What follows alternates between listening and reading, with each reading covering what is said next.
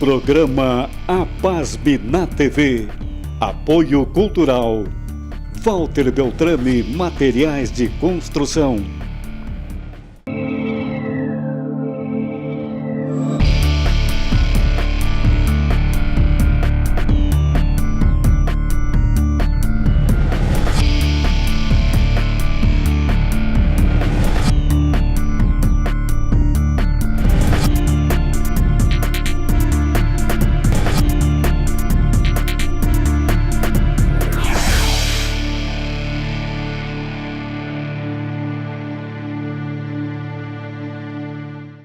Olá, Santa Maria e região!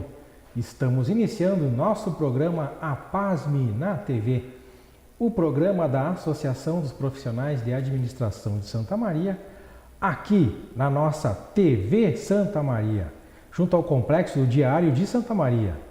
TV Santa Maria, que é o canal da nossa comunidade. Como você já sabe, nosso programa conta sempre com o apoio de Walter Beltrame. Este é o nome em materiais de construção. Você quer saber mais sobre o trabalho da APASB, inclusive sobre a participação da entidade nos principais conselhos municipais de Santa Maria e região, bem como os eventos programados para este ano? Acesse o site da associação www.apasmrs.org ou os perfis da associação nas redes sociais no @apasmeoficial. E a APASB informa, através de sua diretoria. Você que é formando dos cursos de administração das faculdades e universidades de Santa Maria e região, você sabia que pode receber, durante a sua solenidade de formatura, o prêmio Certificado Mérito Acadêmico APASB ao aluno formando com melhor desempenho no curso? Entre em contato com a sua coordenação do curso e também com a diretoria da APASB, através do telefone 99609-5252 ou 55 32 22 58 15, ou também através do e-mail apasme@outlook.com. Entre em contato com a associação e garanta a presença de um de nossos representantes na sua solenidade de formatura, para a entrega do certificado Mérito Acadêmico APASB ao aluno com melhor desempenho no curso de administração. Fale já com a sua coordenação de curso e entre em contato com a APASB. Estamos lhe esperando. E hoje, nosso programa APASB na TV vai abordar a questão da educação e o contingenciamento de recursos proposto pelo Ministério da Educação às universidades federais de todo o Brasil. E para falar sobre esse assunto, estamos recebendo aqui em nosso estúdio a presença dela, que é professora da Universidade Federal de Santa Maria, doutora em Educação, ex-diretora do Centro de Educação da UFSM e também coordenadora do programa Pacto Nacional pela Alfabetização na Idade Certa, professora, pesquisadora Helenise Sangonha Antunes. Professora, é uma satisfação poder recebê-la sempre aqui em nosso estúdio, poder trazer justamente um tema tão caro, num período tão polêmico de nossa sociedade, que é a questão do contingenciamento de recursos, né, para a educação superior. Né? Só com esse seu currículo aí vasto, né, doutora em educação, ex-diretora do Centro de Educação, coordenadora do projeto Pacto pela Alfabetização na Idade Certa. Professora, eu quero saber contigo já de primeira mão, a senhora acredita que o contingenciamento de recursos hoje nas universidades federais poderá mesmo prejudicar o desenvolvimento da educação superior no país como um todo?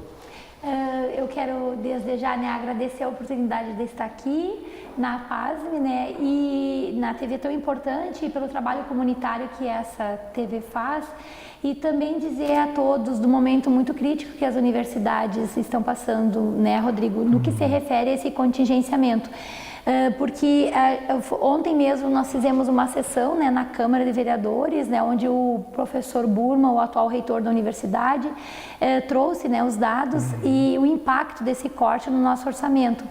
Então, aproximadamente 70% desse recurso que nós temos na universidade, ele é gasto para pagamento do pessoal na ativa e o pessoal aposentado da universidade, seja técnico administrativo ou docente, e os 30% que resta desse orçamento, ele vai ao encontro das despesas de telefonia, água, luz, pagamento de terceirizados, todas as licitações que a gente tem em andamento, bem como, né, bolsas. Então é a vida da universidade. E esse corte já anunciado, já foi feito em governos anteriores, mas sempre trouxe muita preocupação, porque esta rubrica de custeio é a que mantém a universidade funcionando. Então, para nós é um momento de muita apreensão. Já foi anunciado que a nossa universidade ela vai funcionar muito bem até setembro, mas a partir disso a gente vai sentir reflexos, né? Principalmente na contratação dos terceirizados, demissões desse pessoal, que vai dar um impacto social gigantesco frente ao contexto, né, social que a gente está vivendo e econômico do país, né? Mas só acredita, professora, até recentemente o ministro da Educação, até desfazendo até uma fala do próprio reitor da Universidade Federal do Rio Grande do Sul, da URGS, né, que o reitor da URGS alegou até alguns dias atrás que a URGS estava atrasando o pagamento da luz, né, porque não tinha recursos já para pagar. E o Ministério da Educação alegou, deu o contrário, disse que não, que tinha recursos, que a URGS não pagou porque ela não quis. Só que eu com especialista na área de educação, também na área de gestão educacional, como é que a senhora enxerga isso, esse paradoxo entre o que o reitor diz e o que o ministro da Educação diz? Como é que funciona isso, professora? Isso é muito importante, né, Rodrigo? E até para a gente explicar para a nossa comunidade. Todas as universidades públicas, elas têm uma conta única. Então, o recurso chega para essa conta, que é única. Só que por uma gestão democrática que nós temos nas universidades, esse recurso ele é dividido. Então ele vai para o centro da educação, ele vai para o centro de ciências rurais, vai para o centro de tecnologia, para todos os centros. Então quando o MEC olha, ele olha essa conta e ele não se dá conta que esse recurso que está ali não é para a reitoria, é para o funcionamento de toda a universidade. Muitas vezes tem empenhos em andamento, tem licitações em andamento, tem obras que estão andando. Então, no primeiro momento, tu olha e diz assim, bom, mas a reitoria tem esse recurso, mas esse recurso não é da reitoria em específico, porque ele já foi descentralizado para as outras unidades de ensino. O que seria legal e inclusive assim um avanço na gestão pública é que os centros de ensino tivessem uma subconta. Então até para os reitores ajudaria no momento de ver assim, não, o recurso chegou aqui na universidade, mas ele foi descentralizado para essa subunidade, que seria os centros. Mas o MEC não enxerga dessa forma, ele só vê no sistema que tem recurso. Então ele questionou ao reitor da URGS como ele não fez esse pagamento, mas ele desconhece o funcionamento da universidade, que esse recurso não é só para a reitoria, para o funcionamento das pró-reitorias. Esse recurso vem justamente para o funcionamento dos centros e que os centros, inclusive, têm licitações em andamento.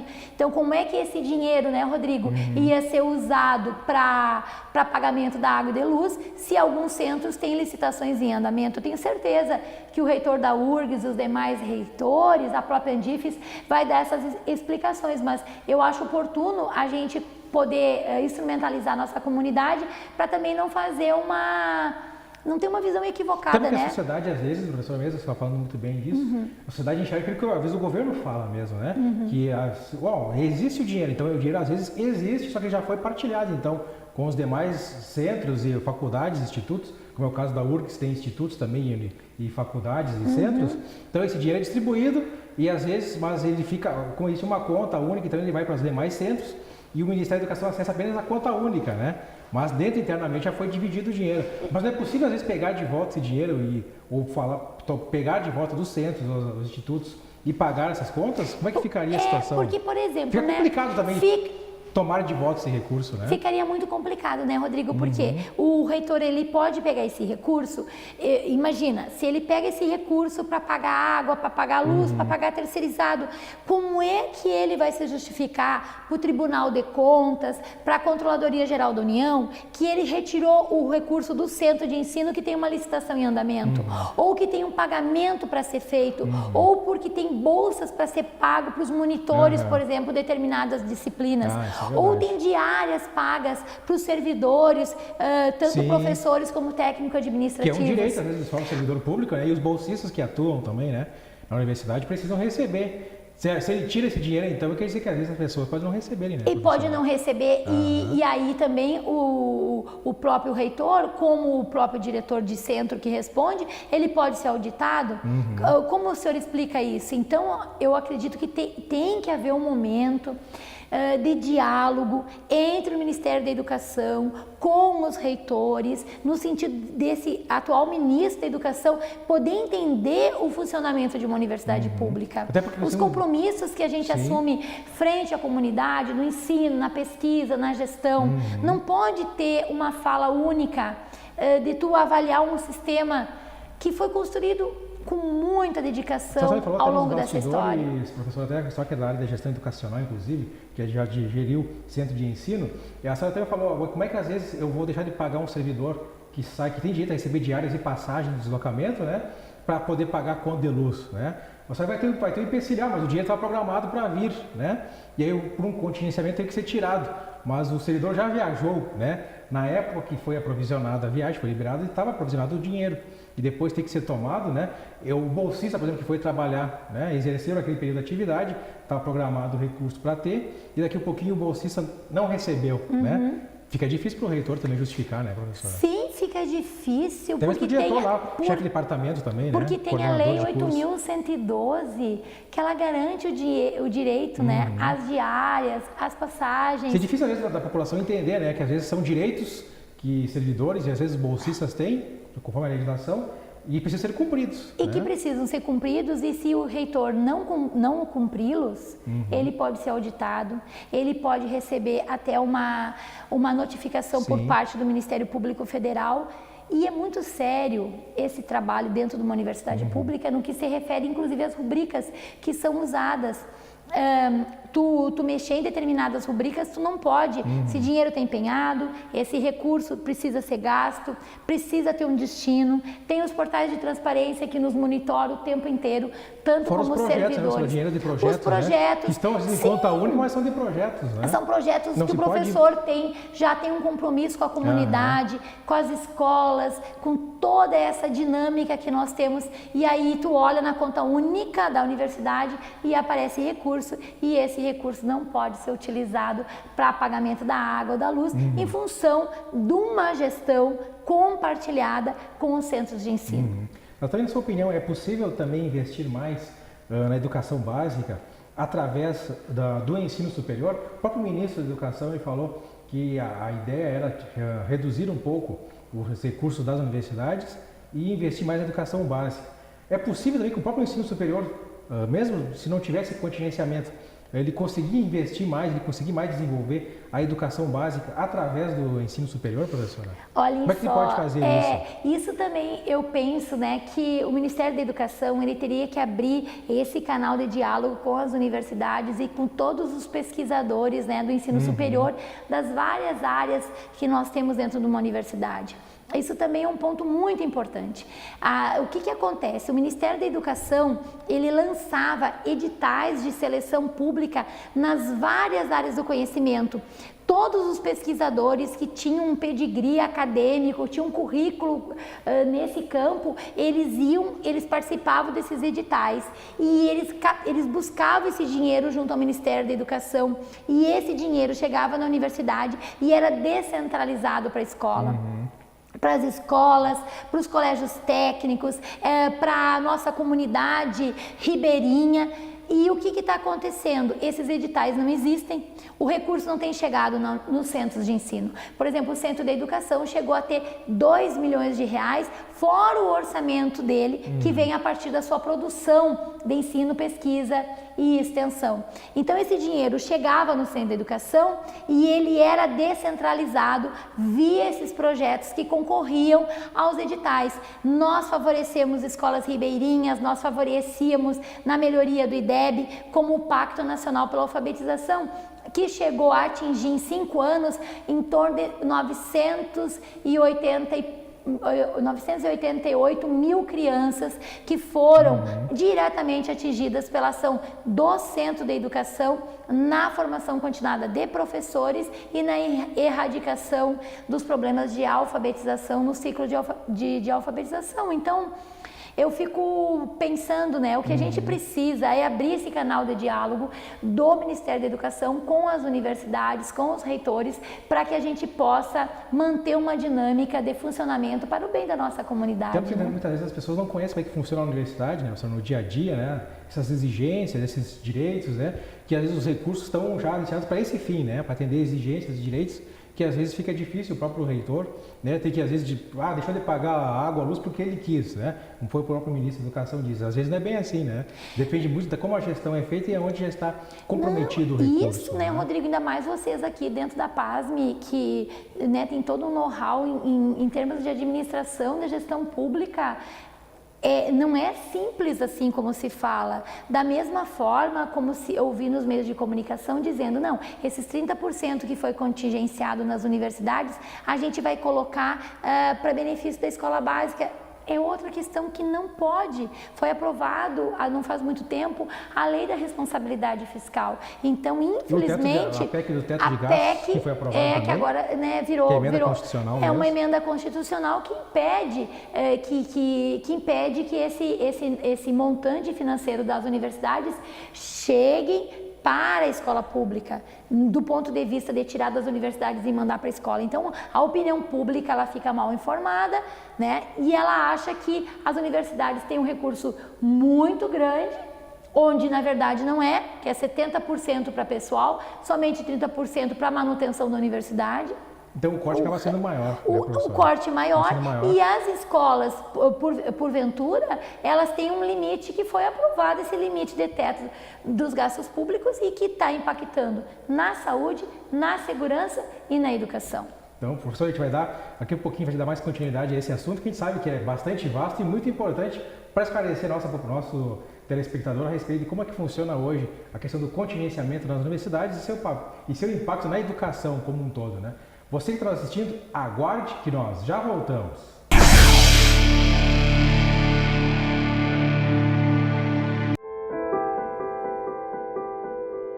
Na vida, você tem muitas escolhas. Qual caminho seguir? Qual escola estudar? Qual profissão atuar? Em quem confiar? É por isso que a Casa Maria agradece por ser uma de suas escolhas. Casa Maria, amparo assistencial a pessoas em tratamento oncológico. Uma conversa pode transformar uma vida. Por isso, compartilhe conosco aquilo que você não divide com mais ninguém. O CVV está com um número novo. Ligue 188. A ligação é gratuita de qualquer localidade do estado. Atendimento 24 horas. Disque 188 e converse com um de nossos voluntários. CVV, Centro de Valorização da Vida. A linha que faz você seguir em frente. Estamos de volta com o nosso programa A PASME na TV, o programa da Associação dos Profissionais de Administração de Santa Maria, aqui na nossa TV Santa Maria, o canal da nossa comunidade. Nosso programa conta sempre com o apoio de Walter Beltrame. Este é o nome em materiais de construção. Como você já observou, desde o primeiro bloco estamos falando aqui sobre o papel do contingenciamento de recursos nas universidades federais do Brasil em cima da educação, né? A respeito da educação. Qual o impacto que isso vai dar na educação como um todo, principalmente na educação superior e seus desdobramentos na educação básica. Por isso estamos aqui falando com a professora Helenise Sangoia Antunes, ela que é doutora em educação, ex-diretora do Centro de Educação, pesquisadora também, inclusive de gestão e alfabetização na idade certa, inclusive, a qual foi coordenadora do programa Pacto Nacional pela Alfabetização na Idade Certa, professora Helenise Sangoia Antunes. Professora, está falando desde o primeiro bloco da questão do contingenciamento de recursos, né, que é até complicado de se dizer, né, que às vezes todo mundo, uns entende como corte, outros entende como suspensão temporária, outros entende como bloqueio de recursos, cada um tem uma hermenêutica, né, da palavra diferente. A questão é, por que ainda assim, professora, a gente teve observado na mídia recentemente que algumas pessoas, em pesquisas rápidas e enquetes, alegam que são favoráveis ao contingenciamento orçamentário nas universidades. Por que está trazendo mostrando essa realidade que existe? Por que as pessoas ainda acham que a universidade tem que ser cortada mesmo os recursos? Será que é falta de informação? Será que a imagem não está boa da universidade? Por que será isso? Eu acredito, primeiro, um desconhecimento da própria história das universidades públicas, né? Um desconhecimento da luta do nosso fundador, do próprio Mariano da Rocha, que fez um esforço sobre-humano para trazer essa universidade para o interior. Eu fico pensando assim, o que seria dessa região central sem a Universidade Federal de Santa Maria, sem a FURG, sem o FIPEL, sem a URGS, a própria Unipampa, os nossos campos, né, que estão também em locais estratégicos dentro desse país como um todo. A grande questão que a universidade ela tem dificuldade do ponto de vista de mostrar o trabalho que ela é feito nos meios de comunicação. Nós estamos vivendo numa sociedade da mídia que usa Facebook, que usa WhatsApp, onde a nossa população ela acredita muito no que passa nos meios de comunicação, principalmente no WhatsApp e no Facebook. Então, qualquer fake news que é colocada, muitas vezes tem mais impacto, Rodrigo, do que propriamente dito a fala de um reitor, a fala de um pró-reitor, a fala de um diretor de centro, a fala de um pesquisador, um texto escrito que a gente leva muito tempo dentro de uma revista para conseguir uma publicação. Então, o que acontece? Primeiro, a desinformação. Segundo, uma grande expansão territorial do nosso país. Terceiro, desconhecimento do impacto das universidades públicas no desenvolvimento do Brasil como um todo. Acreditar no desenvolvimento da ciência, da pesquisa, do ensino, da gestão é soberania nacional. Dizem que nós temos muitos cientistas. Os Estados Unidos têm quase o triplo dos cientistas no Brasil e tem uma extensão territorial muito menor que o Brasil. Falam que nos Estados Unidos só tem universidades privadas. Isso é outro engodo. Ao lado de cada universidade privada tem uma universidade pública e mesmo as universidades privadas elas recebem dinheiro público, porque todo gestor, toda pessoa que ocupar um poder estratégico dentro da sociedade sabe que não existe avanço na sociedade se não houver o índice de desenvolvimento humano junto com o desenvolvimento econômico. Então, o que a gente precisa no país? É investir muito na educação superior e educação básica.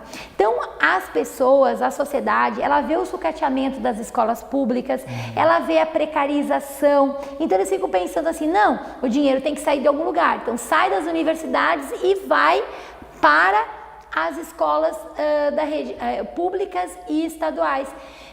Primeiro, eles desconhecem essa lei do teto de gastos, que isso é impossível, tirar o dinheiro das universidades para ir para as escolas, isso agora o Congresso aprovou essa impossibilidade. Eles desconhecem que a gente tem que apoiar, no caso de Santa Maria, em torno de 25 mil estudantes que estão aqui. Esses estudantes poderiam estar no narcotráfico, esses estudantes poderiam estar na prostituição, esses estudantes optaram por estudar, por ter um projeto, por ter um futuro. E o que o governo tem que fazer? Ele tem que apoiar essa geração para formar novos quadros e manter o país funcionando. Ou a gente vai abrir os nossos postos de trabalho para jovens estrangeiros, porque os nossos jovens a gente não capacita. Em relação à escola pública, Com certeza, tem que haver mais investimento. Mas um país que ataca o professor, que é o que representa a sabedoria, como é que vai construir atrativos para que os jovens continuem estudando e para que novos jovens queiram exercer a profissão do magistério? Quando uma sociedade ataca o professor, usando 1%, quem sabe da nossa classe, que sejam pessoas que não estejam comprometidas, 1%. É o que parece, né, professor? Hoje, às vezes, o próprio governo e a mídia trazem, às vezes, principalmente algumas teses de doutorado e mestrado nas áreas das ciências humanas, né? E às vezes a educação se inclui nisso, sabe que representa essa área, inclusive. Às vezes o governo traz algumas teses polêmicas, né, de doutorado, de dissertações de mestrado e mostra isso, que isso está sendo produzido nas universidades. Mas isso também é complicado, né, professor, para trazer no dia a dia, mostrar, ó, está sendo investido dinheiro público nisso. Só não acho também que o governo faz um sensacionalismo, mas também mostra que às vezes parte do dinheiro está sendo investido em algo que talvez não seja tão produtivo para a sociedade? Eu fico muito perplexa com essas questões, porque cabe ao pesquisador, tanto das áreas exatas quanto das áreas humanas, compreender a realidade, compreender a questão cultural. Um título de uma tese não quer dizer o conteúdo dessa tese. Essa é uma questão. Agora, quando a gente vê questões polêmicas dentro das próprias novelas dos meios de comunicação, ninguém questiona. Muitas dessas teses, elas também refletem a questão cultural, toda essa indústria cultural que é passada pelos meios de comunicação. Mas isso não é questionado. É questionada a pesquisa que é feita justamente para compreender esse produto cultural que é colocado nas mídias sociais, que está no Facebook, que está no WhatsApp, que está na televisão. Isso não é motivo de questionamento. Agora, é motivo de questionamento justamente a pesquisa que é feita para poder compreender esse fenômeno. Para compreender o impacto disso e para que a sociedade possa ampliar. Até para corroborar com isso, professor, que você está falando aí, às vezes você falou, mas às vezes as novelas e meios de comunicação, outros meios de comunicação, rádio, televisão, internet, também trazem isso como, né, trazem a exposição, né, da pornografia, do erotismo. O próprio governo fala que isso existe nas universidades, em algumas teses de doutorado e mestrado. Mas lembrando também que os meios de comunicação são concessões públicas, né, que são concessão pública, que também recebem recurso do governo para isso, né? Então, assim como as universidades também recebem recursos, os meios de comunicação que são de concessões públicas também são uma concessão pública que presta um serviço público. E aí não se cobra, né? Então, a questão de saber, de estar informado e direcionar e saber distinguir, né, professora? Se cobra de um, tem que cobrar de outros também, né? Ou cobra de todos ou não cobra de nenhum. Né? Nós temos Fica a lei... bem tendencioso, parece, para as universidades. Isso, Rodrigo, né? eu fico assim, questionando, porque nós temos a Lei 8.112, nós temos o Código do Servidor Público. Quando nós entramos dentro de uma universidade pública, a nossa renda, o nosso CPF, o nosso celular, as nossas atitudes na sociedade, nossas postagens no Facebook e no WhatsApp são totalmente monitoradas, controladas. As nossas contas o reitor jamais pode fazer o que ele quer com aquele recurso. Aquele recurso ele é auditado, ele é monitorado, sofre as auditorias internas. A Controladora Geral da União está sempre verificando tudo isso. Então eu fico pensando, o que está sendo posto hoje na sociedade é só uma cobrança de um lado. Agora vamos começar, e nós temos, né, Rodrigo, o Centro de Educação, a própria reitoria, tem os portais de transparência, o FSM Números, todas as universidades buscam essa transparência. Agora a gente vê essas transparências em relação ao uso dos gastos dos nossos deputados, dos nossos senadores, a gente vê essa transparência em outros setores desse país. Então eu fico muito, eles estão atingindo, eles estão querendo, a sociedade está olhando para a universidade, mas a universidade é um espaço que é extremamente auditado. Um diretor de uma escola, ele é auditado, ele corre o risco de inclusive perder o cargo no exercício da gestão se ele não tiver um conhecimento de administração, se ele não tiver um administrador no seu lado e se ele não tiver os mecanismos de controle externo. A universidade hoje ela tem controle de risco, ela tem o comitê de governança, ela tem os portais de transparência, ela tem uma série de estratégias. Então eu fico pensando assim, ó, a universidade, o que as pesquisas na universidade faz? Ela faz questionar esses produtos culturais que estão na mídia.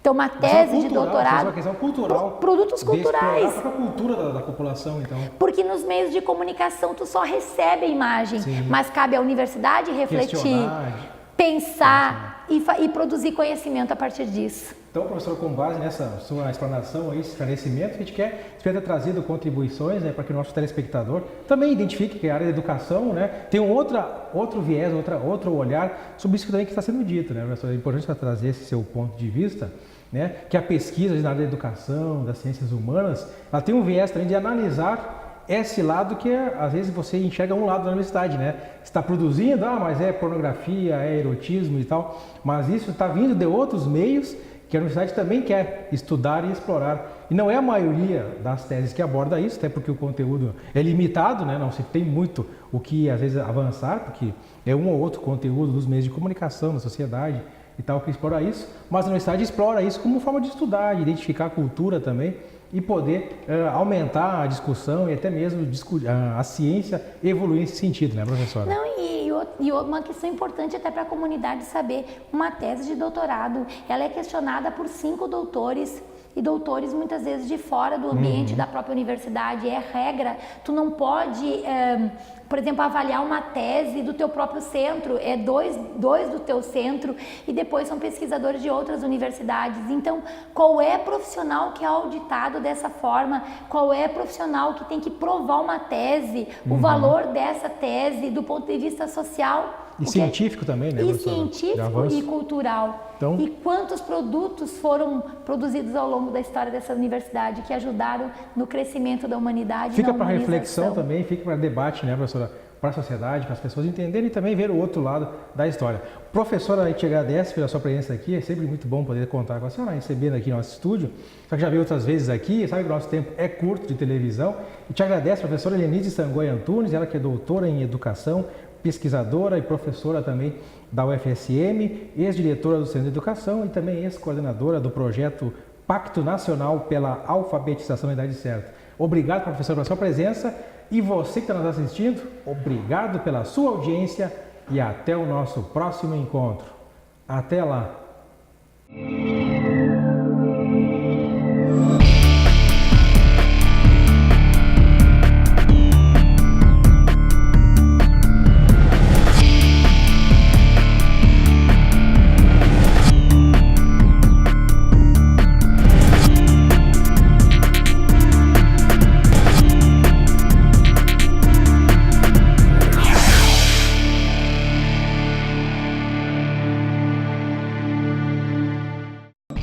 Programa APASB na TV.